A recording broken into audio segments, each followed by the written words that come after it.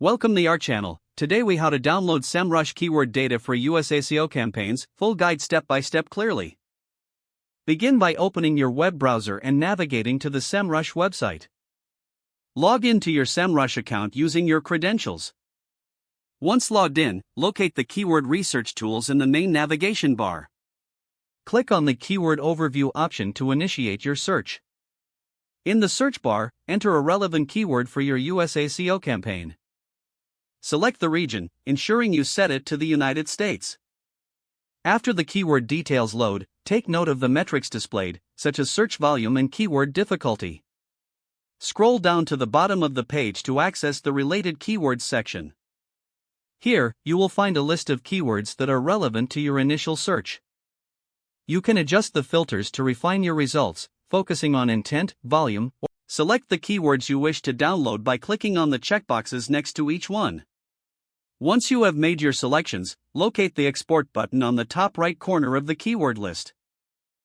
Click the Export button and choose your preferred format, such as CSV or Excel. Wait for the file to generate, which should only take a few moments. Once the download is complete, find the file in your Downloads folder. Open the file to view the exported keyword data for your US SEO campaign. Utilize this data to inform your content strategy and optimize your SEO efforts. Keep track of any additional keywords you may want to research further for future campaigns. Repeat this process regularly for up-to-date keyword insights and trends. By following these steps, you can effectively gather valuable keyword data from Semrush for your SEO campaigns. If the page does not load, refresh the browser or try again in a private or incognito window.